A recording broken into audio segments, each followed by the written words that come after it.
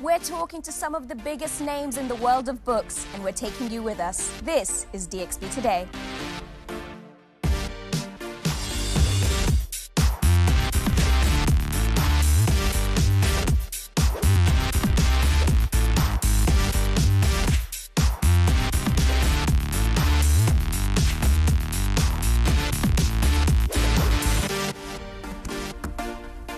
Hello and welcome to another week right here on DXB Today. Hope you've had a wonderful weekend and got a chance to head over to a number of events taking place around town, including, of course, the Emirates Festival of Literature.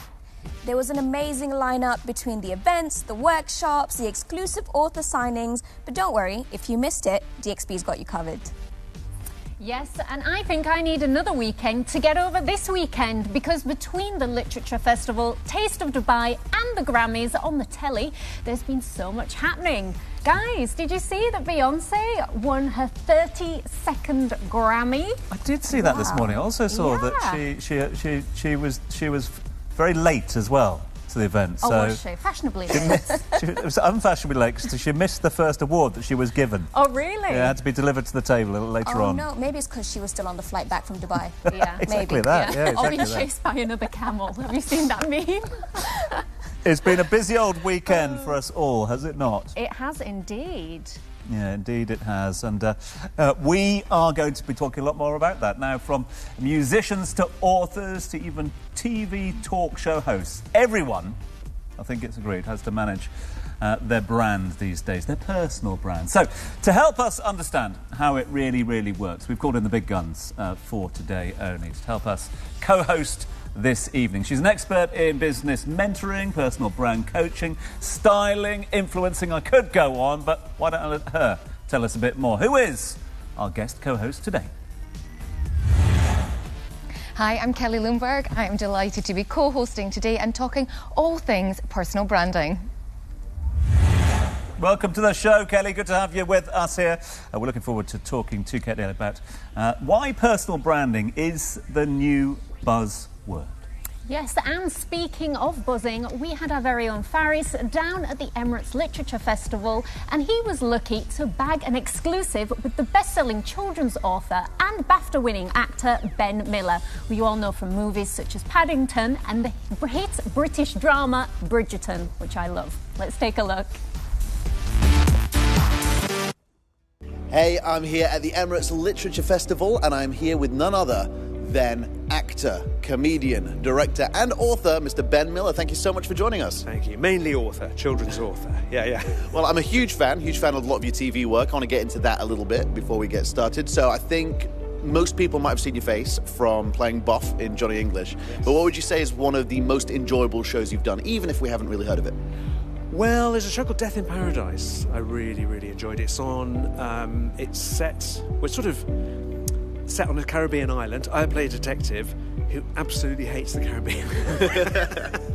At what point in your career, obviously you wanted to become a comedian first, I believe. At what point did you decide writing and being an author was your thing? When I had children, I wrote a story for my oldest son, Jackson, about a boy meeting Father Christmas. I just read it to him as a Christmas story. And funny enough, it was here, at the Emirates Literature Festival, that I met my now agent, Luigi Bonomi, and he heard about this story and he said, have you ever thought about writing children's books? And that's how it sort of all started. And then once I started, I really, really loved it. Now, the book, your bestseller, which we're showcasing sort of on the show, is The Night That We Got Stuck in a Story. Yeah. Can you tell us a little bit about the book? What is the takeaway you want kids to take away with them, or you hope they do, if they read this book? So the story's about Lana and Harrison, a brother and sister. They discover that at the bottom of their grandparents' garden there's a hollow tree, and if they climb up the inside of the hollow tree, they can go into their bedtime story. Well, I can tell just from this interview that the way you bring your words to life is going to be absolutely amazing. So tell us, what's next for Ben Miller, either in the world of television, movies, or books? So I'm writing another book. I'm writing a book at the moment that I'm really, really loving, that I'll hopefully be publishing at the end of this year. And I'm also about to go and start filming a TV show that I do called Professor T, which is a crime drama. believe it's available. I believe it's available here, and it's a story about a criminologist, a professor of criminology at Cambridge University, who helps the Cambridge police solve really tricky crimes. Ben Miller, it's been an absolute pleasure. Thank you so much. Pleasure, Faris. Thank you so much. Faris talking to Ben Miller there. Kelly, Ben Miller, obviously a massive name there. I was just seeing TV, film work, an author as well. With all of that work, and of course all of those, the exposure that he's getting from that, is that how you become a household name? Is that constantly building his brand? Well, I think it's about making it consciously. I think that's the important thing, because a lot of people think when you have a personal brand, it just happens to you, whereas the important thing is to remember you have to consciously go out and make a strategy in order for you to be more credible and more known. So things like having a book or being on TV or public speaking, I talk about that a lot in the pillars. You need to actively be working towards them in order for people to see you as someone who's more credible. Yeah. Amazing. Now, another important part of managing your personal or business brand is curating the images that you put on your social media. And with a smartphone in everyone's hands, well, we're all really photographers. But our next guest is an actual photographer, a personal brand photographer at that, to help upcoming professionals put their best image forward. Welcome, Sherry Higgins. Hi, nice to be here. Thank you for having us. So tell us a little bit about personal brand photography. So for me, personal brand photography is one of the key pillars of building your personal brand, because it's all well and good you having written a book or appearing on television, but when someone searches for you, you do a Google search, and the only pictures that appear are from someone else's iPhone or a clip, it doesn't build credibility. So having professional images is really important for someone to say, oh, you're reliable, you're professional, I can trust you. And personal brand is all about trusting someone, especially if you're going to be buying something from them. You want to know that you can trust them. So good photographs are super important. How important it is as well to be confident in front of camera? I mean, it shocks me that a lot of people don't like being in front of a camera. The majority. Really? Yeah. I would say probably 99% of people that I book for a photo shoot will say, I'm going to be a nightmare, I hate this. I hate having my picture taken, it's awful. All day long, I hate it. What I find is that people build up in their head as being something much bigger than it is. Essentially, when I'm working with someone and I'm doing a shoot, I will quite often take the camera away from my face and say, just look at me. Personalise. You're just talking to me. It's just, yeah, I might have gotten you to do this and contort yourself in a way that feels unnatural, but at the end of the day, just look at the person and think, it's just a conversation. Because a lot of the people that I work with, especially if you are promoting yourself as a personal brand, you are a people person. You know, you are a coach or you provide a service. And so you want that to come across in your pictures. And so when you also book a shoot, another top tip is that you might think you only need a 30-minute because you need 1 or 2 pictures. That 30 minutes is what you need to go and relax. I think a lot of people make the mistake, though, of thinking once they've done one photo shoot, they never have to do it ever again. That's it, yeah. And a whole piece about being authentic is actually showing you changing and evolving, maybe growing older gracefully, or disgracefully. Possibly, or the multiple hair colours or cuts that you have with you. That is just part of your personal brand. And so people make the mistake of doing just one and go, tick, I've done it, and I don't ever need to do it again. Or waiting. Oh, that's because a lot of people will wait until they are the right goal weight, or until they've had the haircut that they want, or that, so they'll put it off and they'll put it off and they'll put it off, and then it's a year and a half later and they still don't have any photographs. And Sherry, how important is social media for personal brand photography? How does that come into play? Yeah, it's everyone's favourite. So I think when you book a personal brand shoot, what I'm always asking people is, what is this for? Right. And a lot of people will say, you know, or it's for social media, or it's for my website. I think professional images should appear every now and again on your socials, but I don't necessarily think it should be every single shot, because I think people nowadays are looking for authenticity. Yeah. So splatter in a couple of those really professional, beautiful headshots, but also some selfies, some things from life, so that people can relate to you and feel like you are a normal person just like the rest of us. So depending on your profession, do you think that is, you know, how you reflect that through your photography, and, you know, how do you differentiate between different people's jobs and what they're doing in their photos? Yeah, so what I always do is I send people a little form before they book a shoot that says, you know, what are these photos for? What do you do? What are you going to be talking about? Where are you using them? Because some people will just turn up and just be like, oh, and they just have 100 portraits, which is fine, but it doesn't say anything about your job, your service, whatever it is you're providing. So I say, think about the captions you're going to use if you're putting them on social media. Think about the sections of your website, depending on what you do. And then let's think of props and things that you can use that describe that.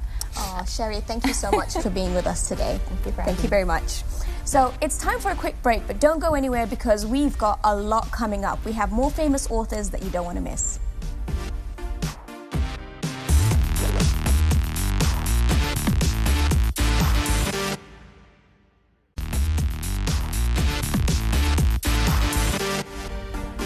Yeah, welcome back. Today we are discussing how entrepreneurs, professionals and even regular normal people can manage their social media more effectively to monetize their personal brand.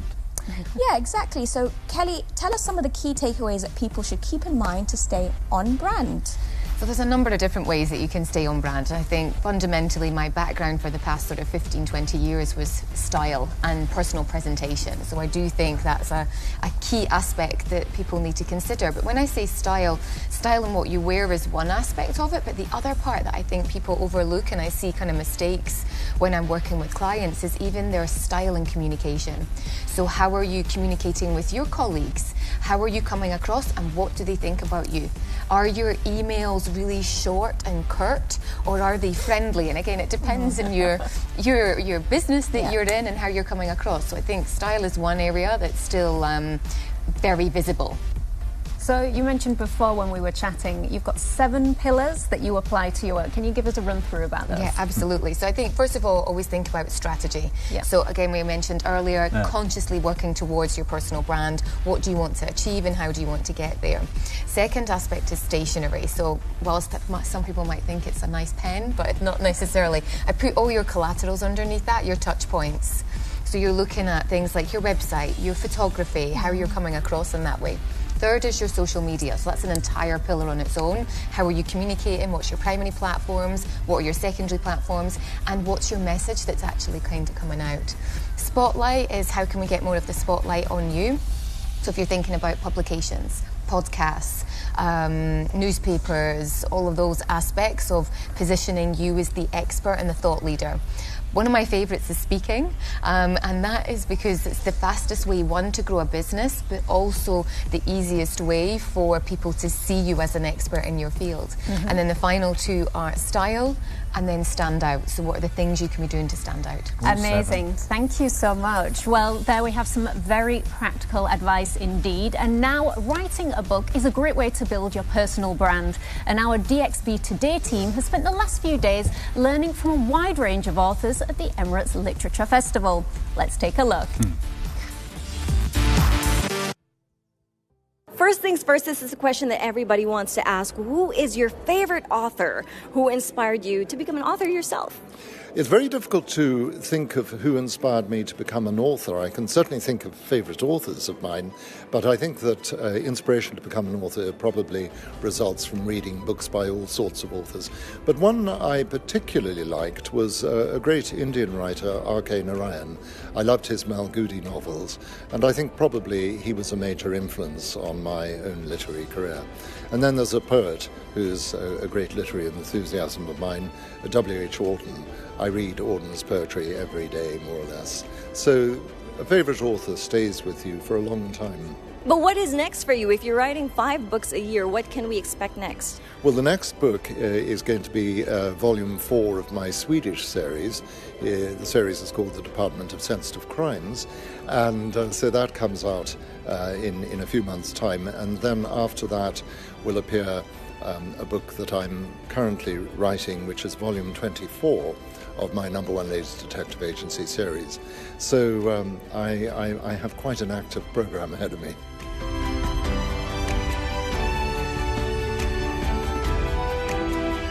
So, first of all, where did it all start, finding a first author where you started writing?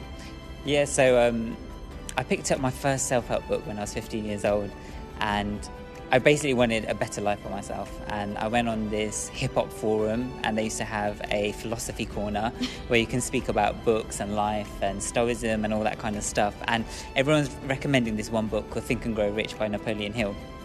And they said this book changed Bruce Lee's life. And I was really into martial arts at the time, so I thought I need to get access to this book, read it, and change my life as well. And ever since I read that book, I think it inspired me to think more positively and just inspired me to share my messages with the world as well. Well, I love it. I've actually loved Napoleon Hill. But now what would be next, let's say, for as a couple? So we have our company Rising Circle that we founded last year, and on there we have free meditations and guided and non-guided, both on YouTube, Spotify, and we also co-authored our first ever journal under the Rising Circle as well, which is doing really well. It's just helping so many people, and that's, I think, the most important for us, to be able to help others. And fingers crossed, hopefully, God willing, we can create more tools to help people within their wellness journey and spiritual journey. So that's our goal in life, is just to help people. And if we can create innovative tools along the way, then that's just icing on the cake.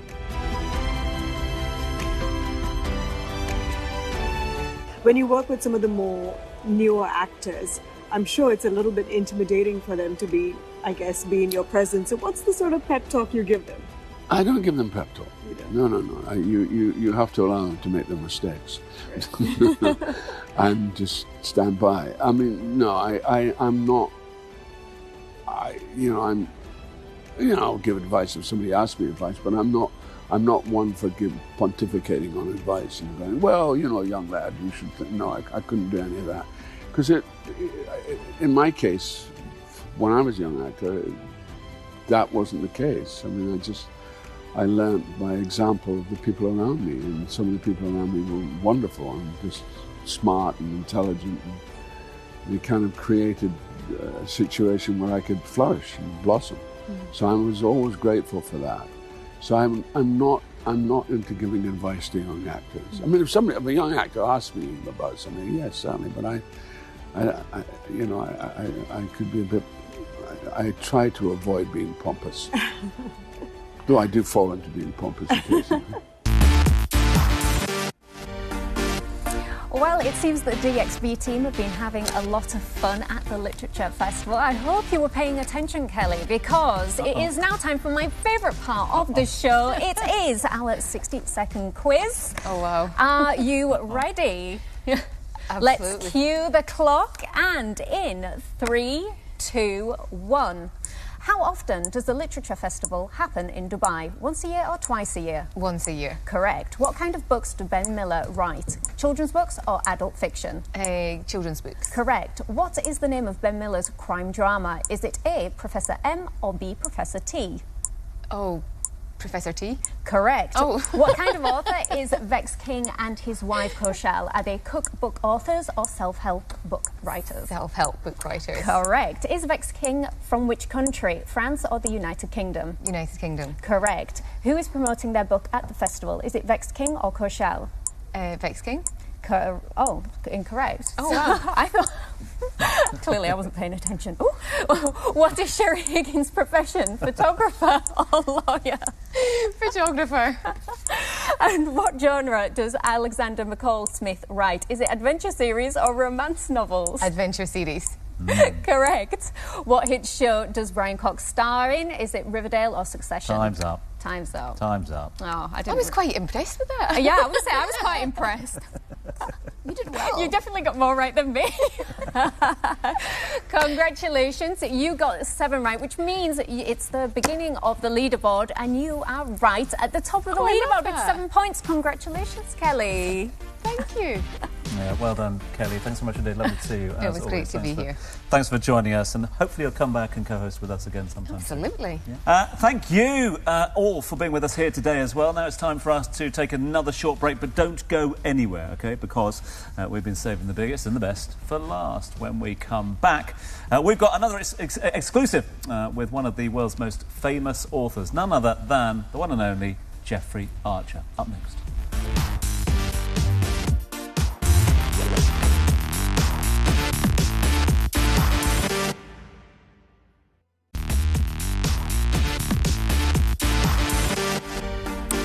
Welcome back to the show, a show in which we've learnt so much today. Personal branding and, of course, all things literature. Did you get down to the Literature Festival? Do you know what? I didn't. But tell me, what did I miss out on? You missed out on some...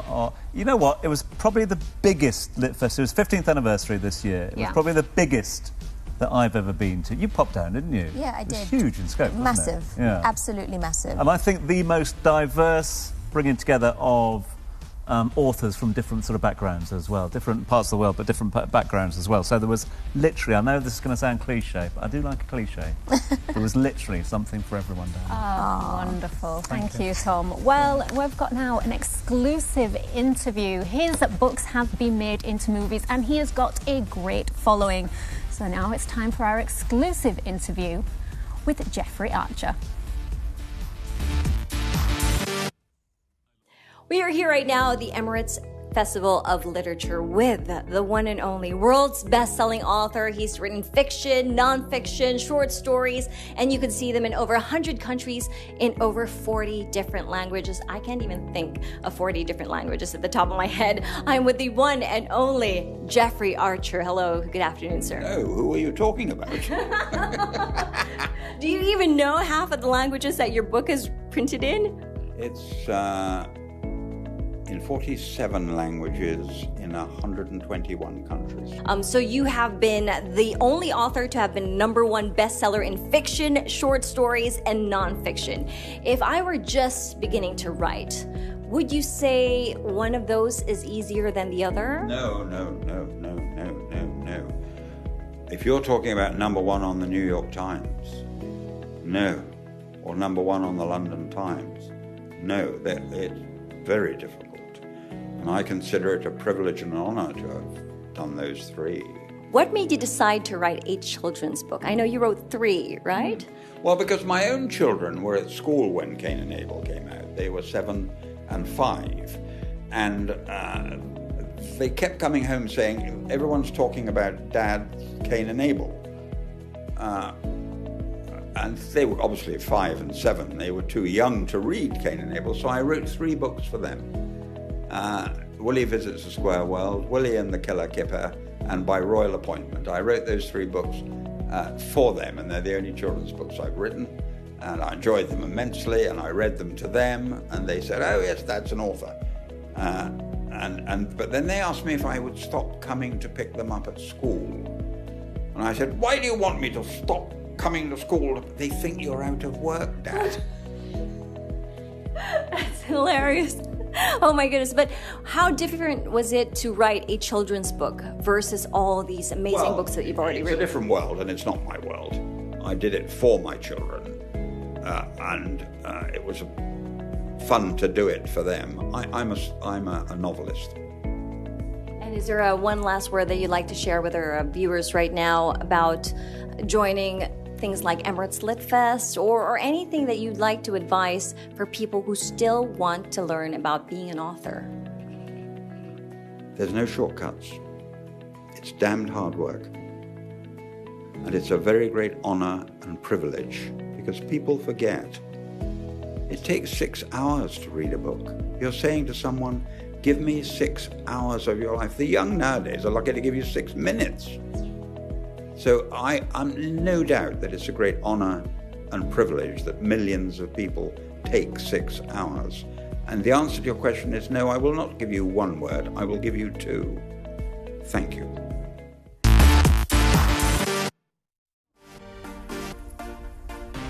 Yeah, Jeffrey Archer there. Now, if you've ever wanted to write a book like Jeffrey Archer and don't know where to begin, we're giving away the perfect online course to get you started. This one's courtesy of Passionpreneur Publishing, which is valued, in fact, at $2,000. All you need to do is very straightforward. Head over to the Dubai One Instagram page now, find our DXB Today competition post, let us know why you deserve to be the winner, and you could be announcing your name on Friday's show. Right, well, it's time for us to say goodbye, but don't forget to tune in tomorrow as we talk things all Grammy and music. Goodbye. Goodbye from me, goodbye from you, goodbye from you, good night. It's goodbye from us all, isn't it? Bye. Bye. Bye.